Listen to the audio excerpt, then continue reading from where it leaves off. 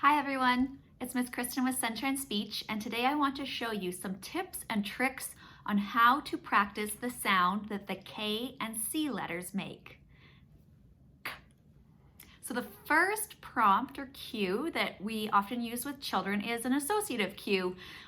Young children don't often know the names of letters, so saying something like, use your K sound, really doesn't mean much to a child that hasn't learned the alphabet yet. So I prefer to use kind of fun names for sounds, and they sometimes have characters associated with them. So I call the K sound the coughing sound because it's made at the back of the throat, similar to a cough, and it kind of sounds like a cough. Depending what literacy program you're using, you can also use one of the characters. I like the Letterland program, so in that program they call it the kicking king sound because he kicks his soccer ball, and goes k when he kicks. So that's the associative cue. We also want to make our practice with the coughing sound quite visual for children. This is a sound made at the back of the mouth, so it's really important to really get up close and let the child see in your mouth so they can see what's happening with your own tongue. Using a mirror to practice this coughing sound is great because it lets the child see in their own mouth as well. So when you are practicing with the child, you want to get very close and show them and tell them, make a hill with your tongue. Put your tongue up in the back of your mouth, not the front, the back. So open big and make a hill.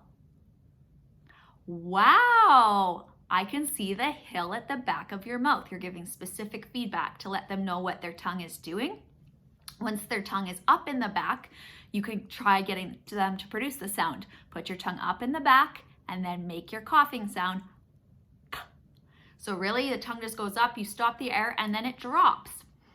So using a visual like a mirror is a great idea to let the child see exactly what their tongue is doing. I have already kind of given you a hint and shown you, but a gestural prompt you could use is to show the child with your hand what the tongue should be doing. So if their error, which is quite common with children, is to turn K's into T's, instead of saying cat, they say tat, I would tell them like, oh, your tongue is going up in the front of your mouth and it needs to go up in the back of your mouth. So I'm using my hand to model what the tongue is doing because the tongue can be tricky to see because it's inside the mouth. So I always, showing you from the side, model my hand to pair with my tongue. So I put my hand up, and when I release my tongue, I release my hand.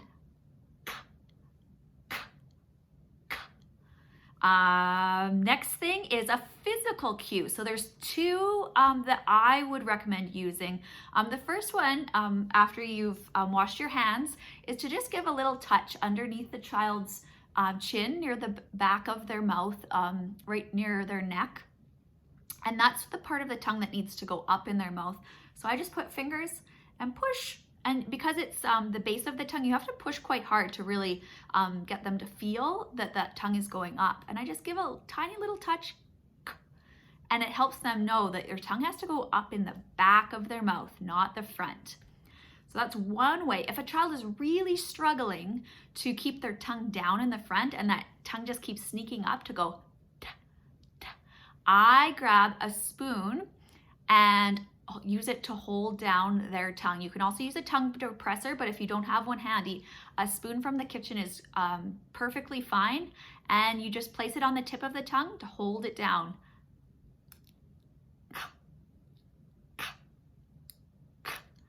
The tongue might try and sneak around the spoon, but that's when you have a conversation with a child about keeping the tongue tip down. So that is how I cue the C and K sounds.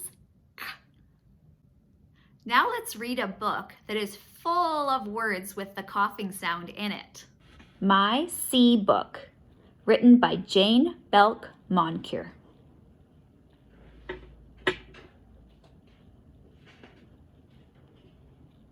Little C had a box. I will find things that begin with my K sound, she said. I will put them into my sound box. Little C was K. cold. She found some coats. Little C put on a coat. Did she put the other coats into her box? She did. Little C found some caps. She put on a cap. Did she put the other caps into her box with the coats? She did. Then little C saw a caterpillar. Before she put the caterpillar into the box, it made a cocoon. So she put the cocoon into her box.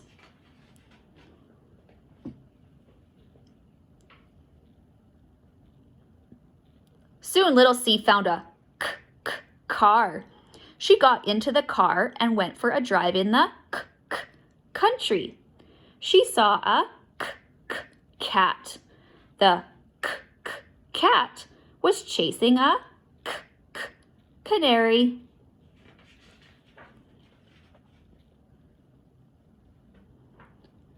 Little C caught the cat.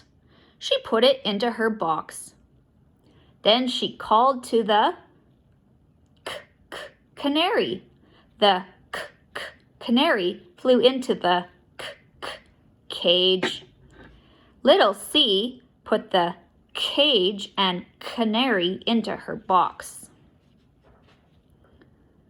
Little C saw a cow and a calf near some corn. She put the cow, the calf, and the corn on the cob into her box. Then little C drove her car through a desert. She saw a camel and a cactus. She put them into her box. She drove to the end of the road where she found a castle, a big castle. A clown was in the castle. Come in, said the clown.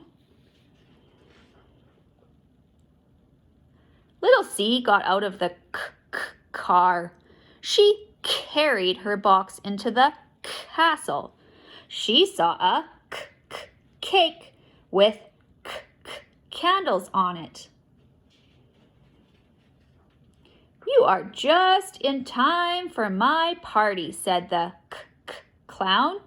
Little C took off her coat and cap. She lifted the cage with the canary out of the box. She lifted out the cocoon with the caterpillar inside. Then all the other animals came out of the box. They all sat down to a birthday party. Cage, cow, calf, canary, candy, chocolate chip, cookies, camel, cat, cake, clown. The caterpillar did not eat because it was still in the cocoon. Can you read these words with little C? Camera, crown, cup, curtain, carrot, cone, crayon, calendar, cucumber, cape, cowboy, cloud, card. Those words all start with the coughing sound.